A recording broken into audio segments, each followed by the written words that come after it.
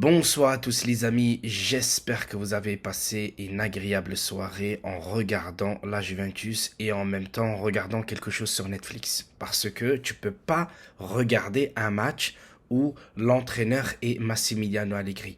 Je vous le jure les amis, je n'en peux plus de cet entraîneur. Il est catastrophique. On a perdu 2 fois face à Monza l'année saison dernière et là, il voulait encore recommencer le match en faisant la défense, en faisant le mur devant notre goal. Dites-vous bien les amis, le budget de Monza c'est entre 30 et 40 millions d'euros. La Juventus, c'est pas loin de 12 ou 13 fois ce budget-là. Donc quand tu es le plus grand budget du championnat italien, tu te déplaces face au 9e de ce championnat. On est encore à la 13e journée. Donc ce soir, ça fait 14 journées. La Juventus est second juste derrière l'Inter. Et qu'est-ce qui se passe? L'entraîneur, dès le début, il te joue la défense. Faudrait m'expliquer pourquoi. Pourquoi il joue la défense? Avec tous les joueurs qu'il a, avec tous les ailiers qu'il a. Et en plus, la Juventus, apparemment, elle vise Sancho. Donc si tu vises Sancho, c'est pour le faire jouer où? Encore dans l'axe, c'est ça? Tu veux faire quoi? Tu veux faire... C'est même pas le sapin de... Comment il s'appelle? De Ancelotti avec le Milan qui était merveilleux à cette époque-là. Mais là, j'ai pas compris. C'est quoi ta façon de jouer? Pourquoi tu fais jouer Alexandro?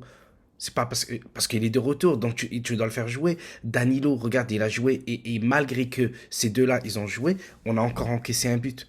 Ça montre que, en fait, sa façon de voir les choses, elle est dégueulasse.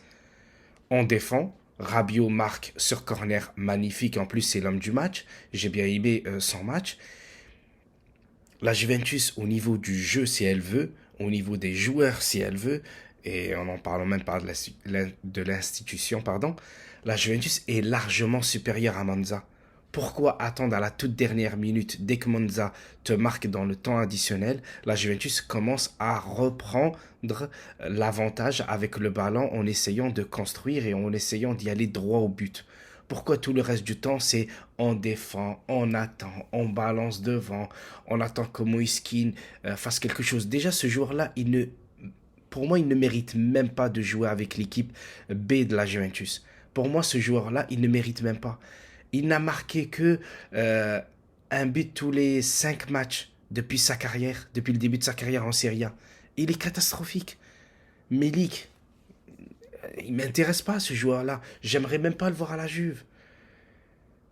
Qu'est-ce qui se passe? Encore une fois, on joue un match dégueulasse pour espérer à la toute dernière minute de gagner. Et quand là on gagne, on dit oui, ben c'est normal parce qu'on est la Juventus. Non, si on est la Juventus, normalement un match comme ça, on le domine depuis le début jusqu'à la fin. On aurait pu gagner peut-être 3-1, peut-être 3-0.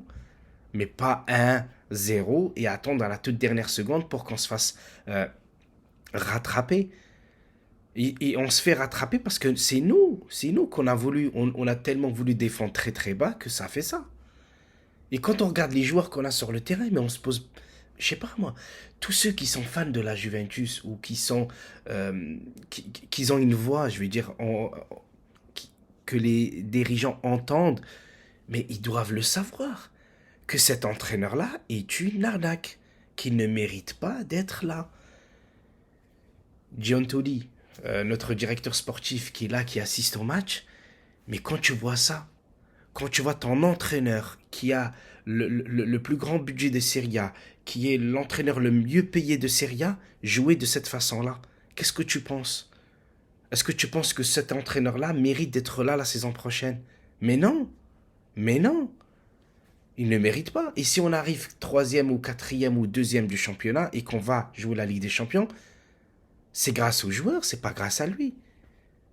Et normalement, l'année dernière, on devait largement finir devant parce que tous les matchs face à Empoli, face à Vérone, face à Monza, on les a tous perdus. On a perdu des points à cause de eux. La confrontation directe avec l'Inter, le Milan, le Napoli ou la Roma, ça m'est égal. Ça m'intéresse pas. Pourquoi je vous dis ça? C'est parce que quand tu joues contre eux et t'attaques parce que eux ils savent défendre, ils savent attaquer aussi. Donc ils sont capables de gagner contre toi et ce n'est pas une honte. Mais face à Monza les amis, face à Vérone les amis, face à Empoli, toutes ces équipes-là ont plus le ballon contre nous. Aujourd'hui, je crois on a eu 37% de possession. 37% face à Monza. Et je dis pas que la possession fait la différence, mais la possession te donne envie. C'est l'assurance. C'est comme un policier qui a une arme, qui a une arme dans ses mains. C'est quand même une assurance pour lui. Quand tu as le ballon, tu as une assurance. Tu as une assurance quand tu veux attaquer, quand tu veux ralentir, quand ton joueur, je sais pas moi, crée une brèche ou qui passe derrière le défenseur pour lui lancer un bon ballon. C'est des choses comme ça. C'est grâce à ça que la Juventus peut avancer. Mais là, ce soir, moi, je me suis ennuyé.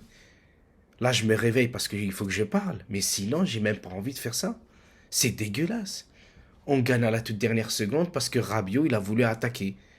Voilà. Et quand Rabiot il a voulu attaquer, Rabiot il a mangé son défenseur, il est rentré dans la surface, il a fait une passe à Gatti.